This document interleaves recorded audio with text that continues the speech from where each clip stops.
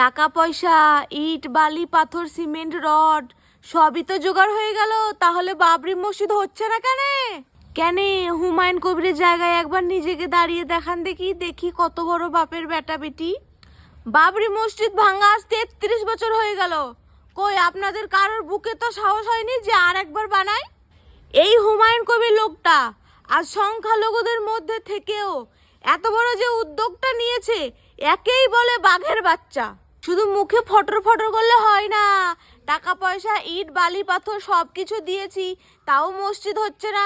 আচ্ছা, এটা কি আপনার পাড়া গ্রামের মসজিদ পেয়েছেন যে ধরতক্তা মার পেরেক আর হয়ে গেল মসজিদ? আজকে এই বাবরি মসজিদ একটা চ্যালেঞ্জ হয়ে দাঁড়িয়ে গেছে। আচ্ছা, আপনারা বাবরি মসজিদের উদ্দেশ্যে 500, 1000, 2000, লাখ কোটি টাকা যে যা পেরেছেন আপনারা দিয়েছেন, তাই আপনাদের রাতে ঘুম আসছে না।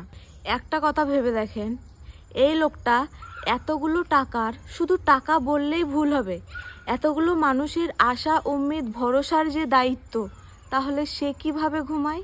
তার কি ঘুম আসে? কম করে 300-400 কোটি টাকার প্রজেক্ট, একটু তো টাইম লাগবেই। তাছাড়া হুমায়ুন কবির তো বলেছেন ফেব্রুয়ারির 15 তারিখের মধ্যে কাজ শুরু হয়ে যাবে, প্ল্যান চলছে। উনিও তো একটা মানুষ, আমাদের তো এটুকু বুঝতে হবে, তাই না?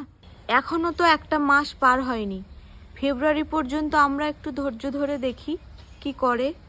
তারপরও যদি কাজ শুরু না করে, তখন না হয় আমরা প্রশ্ন করব যে কেন কাজ শুরু হচ্ছে না। আপনাদের গুরুত্বপূর্ণ মতামত কমেন্ট সেকশনে অবশ্যই জানাবেন।